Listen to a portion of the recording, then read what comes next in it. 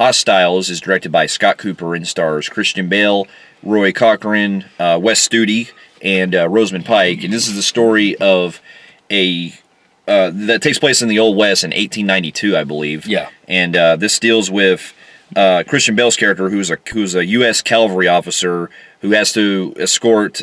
He's a Cheyenne war chief and his family back to their home in Montana in 1992, I'm sorry, 1892. The film deals with basically the feud going on between how the Native Americans were treated by Americans and soldiers and things like that, while also dealing with their ways of the treatment with vice versa. Yeah. And I gotta tell you, like, this film. Now here's some backstory for you. Now, this is the director.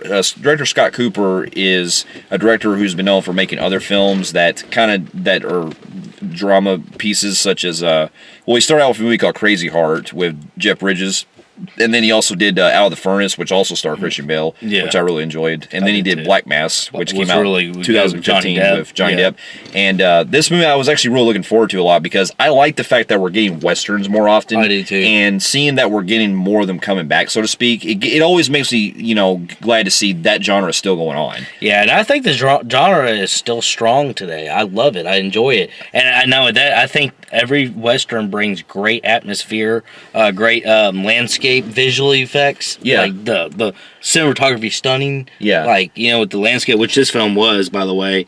But yeah, Westerns are really good. I enjoy Westerns. I do too. Great. I think they can tell more of a hearted story than, a lot of other genres. Well, yeah, and there's going to be some ones that are not so good. Like, because some of them can be very boring at times. Some of them can be very standard that you see like in a lot of older Westerns and stuff. Yeah. But for the most part, the ones that have been coming back, especially the ones like directed by Tarantino or like we had a couple years ago, Magnificent Seven, they're still bringing a lot of entertainment to them, and also very heartfelt, like The Revenant as well. Yeah, The Revenant. So this kind of movie, I was actually very looking forward to, and I'm glad it finally got a chance to release this weekend. Which is funny because Christian Bale and Ben Foster played in a Western called 3:10 to Yuma. Yeah. So this is their second Western together. Yeah. And this film, it finally got a chance to be released here in our town because this was actually released in December, so this is still a 2017 film, but we're considering that even though it's taking place now because it finally came out this weekend as we're speaking. Yeah. So we get late movies, like we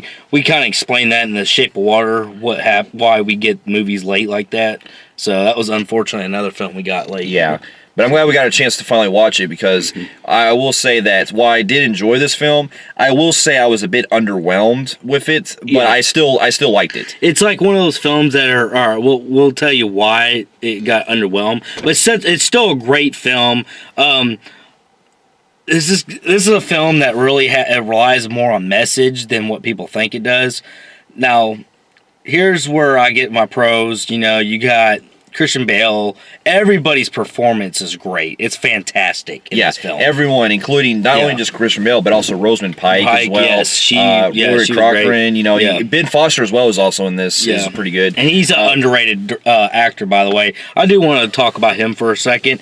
I really find Ben Foster to be very, very underrated, man. Yeah, I do. He's done Lone Survivor, Alpha Dog, Hostage. I mean, everything he plays in, I enjoy the hell of this actor, and even whenever the movie in Hell or High Water that gets praised, and yet people skip over his name for some reason. Like, why is he always getting skipped over? He's a good actor. I know. I find him. He's basically the equivalent of like the actor named Harry Dean Stanton. Who tragically passed away last year. He's kind of like one of those guys where he's such a great supporting actor that he shines a lot in those kind of roles. It's just that people don't kind of look over him a lot because he's always a supporting guy. Yeah, so, he's a great in it. I mean, everybody's performances are great. Visually stunning film, cinematography work, the landscape, the Western capture. It was so beautiful. And they're capturing it kind of around the same time, kind of like where it's kind of like around post, it's way after the Civil War, not way, but it is. Yeah, because you got that whole Union type feel to the film because they're wearing Union suits, and then this is whenever they're kind of like we went more Wild West, where the Union kind of went more far west on it, and then you got the whole where we're at the peak of with going against the Indians, treating the Indians like shit, and Native Americans, and just like it's around that era, and that whole era is really captured very well in this movie. It is, and to go a little bit back to the performances, I am very glad to see Christian Bale, get back in a movie again, like on the big screen again, because this to me is probably one of his most like haunting and most like very reserved kind of performances I've seen probably since Out of the Furnace, which was made by the same guy. Because in this one, I'm not going to spoil anything, but Christian Bale's character, from the way why he's treating all the Indians, like all the Native Americans were disrespecting and everything, there's reasons why as it goes along, and there's actually a great arc to his character that I really highly enjoyed. Yeah, there's a connection between this Indian in this movie and in him that's got some kind of history, and then this is like a story of bad past redemption. Yeah. Redeeming yourself, and that's great. I mean, it's kind of unoriginal because we see that a lot today, but it still worked really well with this story because the story is it's more like a kind of like it's basically you're not seeing. It's kind of like metaphorically. Not metaphorically. I'm trying to think of. You're trying to basically. It's got messages. It's got a message about how the way the film deals with not only how the Native Americans are treated to us to Americans, but also how we treat Native Americans as well. The film actually presents itself like we all as human beings are flawed because hostile. We are we, like the title said, like the tagline says, we are all hostiles because in the film there's a lot of characters in this movie that deal with regret and everything, the way they are treated and the way they treated others, and so to speak. So you got that whole going on. And another thing people will find very surprising about this film, take it or leave it, I can see the complaints about this. I can actually see the praises for this. This film is a kind of a film that don't really necessarily have one villain. This isn't really your main villain, the final boss. He's been throughout this film. He's been after you. This doesn't have that. This is kind of like more like video game villain, where you run into the Comanche Indians and they're bad, and then the next thing you know you're meeting these other bad guys, and then the ending bad guys and all these. None of these have any part of the story of why as it carries along. So this movie is like a villainless movie. It is, but it's basically to represent realistically that I really enjoy how everyone has their own kind of villain. Basically that's what which is a good. It's like messages like that was really good. I did love how as the story goes along, because we kind of told what the little plot is getting that Indian guy, Native American, they're trying to take the chief to Montana, and it's kind of like one of those stories where you got a history with somebody, but you got to try to not think of history and get him to where he's got to be. Yeah, but on the way they come across other things that surround Bale's character and his comrades throughout the movie that also actually not only hit Bale but also some of his other comrades that he's with too. So you can actually see a lot of the progression as it goes along. And the progression you actually get to see, which I really enjoyed this message, was how everybody's got to forget its past, and then I really loved how you can really see how both natives and white men, as we all come together as friends, really love and respect and a lot of respect gained. And I really enjoyed that kind of message. I did too. I thought it was great, man. I did too, and I also enjoyed the score in this too. The score, I can't remember. There's a certain movie this reminds me of, but I'm trying to think of. But it sounds like you would see in this type of film that I really enjoyed, and plus because it captures a lot of the emotions throughout the film, and when they're also going along with their horseback riding.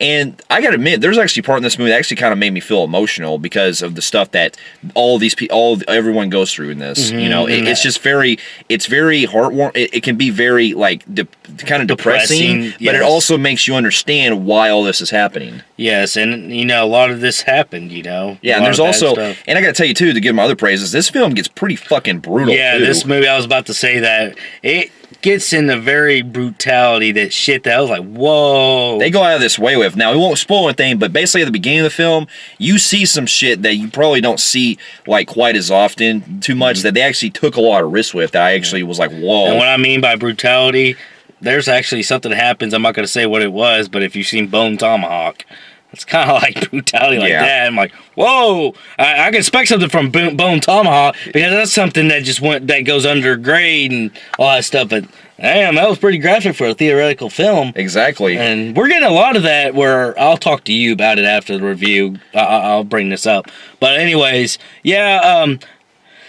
Like the messages of everything in here, it's very emotional with the Indians, the Native Americans, and I do love, like I said earlier, I do love how they're like, instead of being like hated towards Native, you're a white man, I hate you, just bickering back and forth. It's a story about them coming together. Yeah, and it's a good message in this film. Yeah. Now I really can't really think of anything else to praise on the film.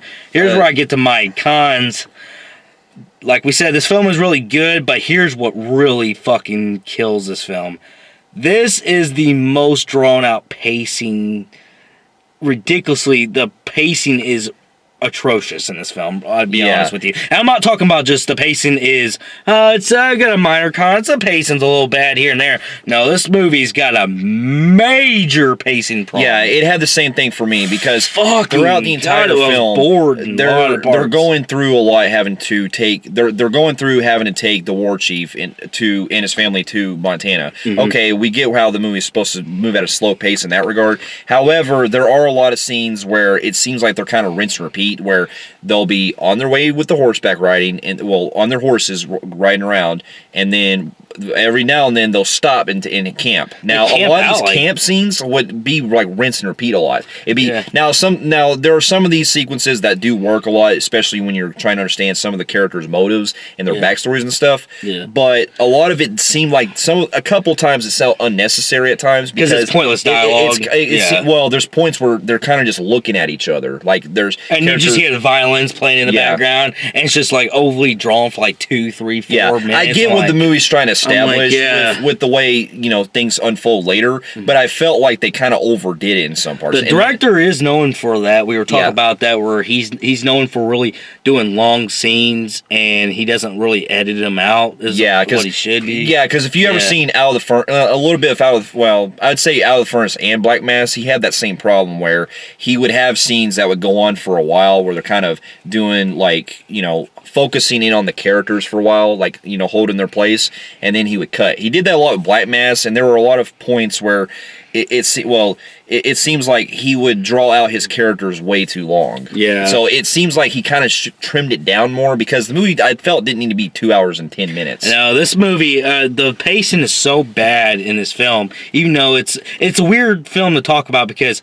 everything with the story, the commentary, what it's doing, and the acting and all that is so good, but the pacing murders it so bad that this film felt like, when I walked out, I thought we were in the theater for 3 hours and 45 minutes, because there were times I was really getting bored with it. Yeah, I can say I was too, because when they would basically, go on these other parts of the film where they're camping out and they're trying to, okay, here's another thing. When they reteam with new people along the way, it seems like they're kind of repeating what they did earlier. So I felt like it was just kind of starting over. That's what I'm saying. They could have really just cut that out and just focused on the rest of it going forward. Yeah, and not like it's a bad thing or anything, but the whole villainous thing doesn't bother me too bad, because it's something different, and I get what the message is, so it doesn't really affect it. Though in the theaters, it does make you, trailers does make you think it's more against going after the Comanche Indians, and they're going, because if you don't know history, Comanche Indians were really ruthless compared to other natives. Other natives were very wholesome and stuff, but a lot of natives had a lot of problems with the Comanches in history, because Comanches were known as being violent. Natives, and they were mean. They would kill all the other tribes, try to wipe out every tribe known to man. They didn't like nobody, not even Native Americans themselves. They were brutal. So I thought it was going to be something like that, but I guess that's a good thing, because then it's not your standard villain and stuff.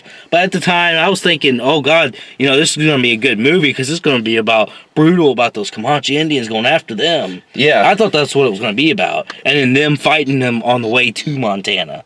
But that goes away in 10 minutes, and next guy, villainous, I guess you could say, comes along, and And it's just like he said, it really draws out. Like it took forever to go to fucking Colorado. Yeah, and not just that, but I felt like the characterization was very, like, kind of lukewarm, like, very, lackluster. Like, okay, Christian Bale is the only one who really has, like, any fleshed out character himself. Mm-hmm. And I guess you could say the same thing for the woman, played by Rosamund Pike's character as well. Yeah. And I'd say a little bit with Roy Cochran's character, the guy, if you remember who played Slater from Days of Confused, him, he plays Christian Bale's buddy in this movie. That French guy didn't make no sense. There are characters in this film that are kind of just throwaways. They know they're going to be shot first, pretty much, and sure enough, they're shot fucking first. Yeah, and then there's other characters that you get sort of why they're there, but they don't really elaborate too much with.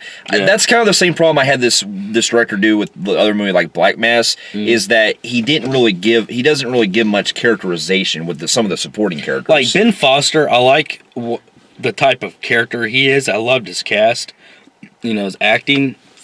He comes in so late in this movie, and he comes in so late and he's gone so quickly. Yeah.